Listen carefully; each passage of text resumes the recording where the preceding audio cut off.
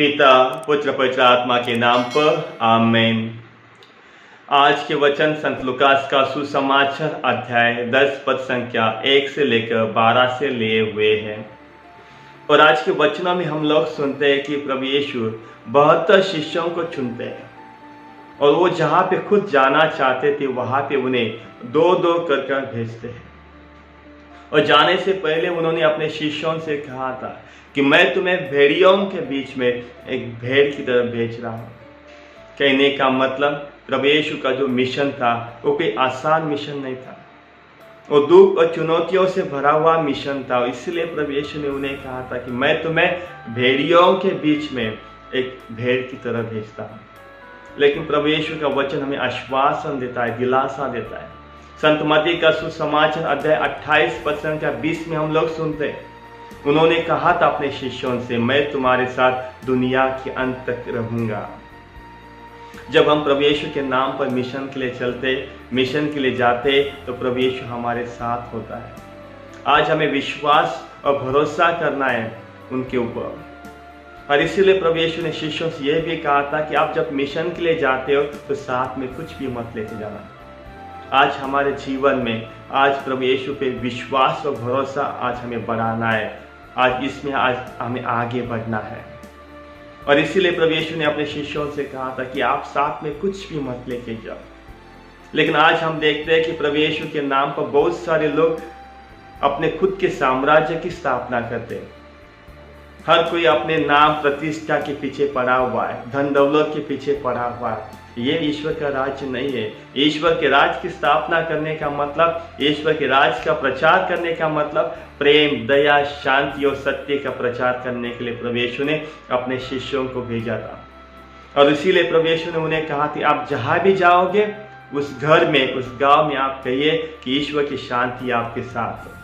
आज हम जहाँ भी काम करते, जिस क्षेत्र में काम करते, लोगों ने यह अनुभव करना चाहिए ईश्वर की शांति को, ईश्वर के प्यार को, ईश्वर की दया को। हमारा जो अस्तित्व है इसमें ईश्वर का अनुभव लोगों को मिलना चाहिए। आप चाहे किसी भी क्षेत्र में क्यों ना हो, चाहे शिक्षा के क्षेत्र में हो, चाहे आप सेवा के क्षेत्र में हो, चाहे आप राजनीति के क्षेत्र में, कानून न्याय के क्षेत्र में हो, मीडिया के क्षेत्र में हो, व्यापार के क्षेत्र में हो, कृषि के क्षेत्र में हो, जिस क्षेत्र में आप हो, आज हमें यहाँ पे प्रेम, दया, शांति, ईमानदारी, सत्य का प्रचार करने के लिए प्रभु यीशु भेज रहे हैं। उन्होंने अपने शिष्यों को भेजा, उन्होंने कहा था कि आप जहाँ भी जाओगे वहाँ पे लोगों को कहो कि ईश्वर की शांति आपके साथ है। आज जहाँ भी हम रहते हैं लोगों को अनुभव करना चाहिए हमारे जीवन से, उनके जीवन में ईश्वर की शांति, प्रेम, दया का, आनंद का अनुभव वो लोगों ने करना चाहिए। प्रभु यीशु का वचन कहता है संत यूहन्ना का सुसमाचार अध्याय 13 पद संख्या 35 में, वो लोग जानेंगे कि आप मेरे शिष्य जब आप एक दूसरों को प्यार करेंगे। प्रभु यीशु का जो साम्राज्य है, प्रभु यीशु के स्वर्ग राज का जो प्रचार है वो प्रेम, दया, शांति का प्रचार है। लोगों को अनुभव करना चाहिए हमारे जीवन के द्वारा कि हम सच में ईश्वर के शिष्य हैं। आज हमें भी हमारे जीवन में जहाँ भी हम काम करते, आज हमें संत पौल की तरह कहना है। कुरिन्थियों के नाम संत पौलुस का दूसरा पत्र अध्याय 12 पद संख्या 9 में हम लोग सुनते हैं, उन्होंने कहा था कि मेरे लिए ईश्वर का अनुग्रह पर्याप्त है। आज जहाँ भी हम काम करते, हमारे लिए ईश्वर की कृपा, ईश्वर का अनुग्रह काफ़ी है। आज हमें इन दुनियाओं की चीज़ों की ज़रूरत नहीं है, केवल ईश्वर पे भरोसा और विश्वास आज हमारा होना चाहिए। और इसीलिए प्रभु यीशु हमें आज कहते हैं, संत मत्ती का सुसमाचार अध्याय 6 पद संख्या 33 में उन्होंने अपने शिष्यों से कहा था कि आप पहले स्वर्गराज की खोज करो। आज हमें स्वर्गराज की खोज करना है। स्वर्गराज की खोज का कहने का मतलब स्वर्गराज कोई खाना पीना नहीं है।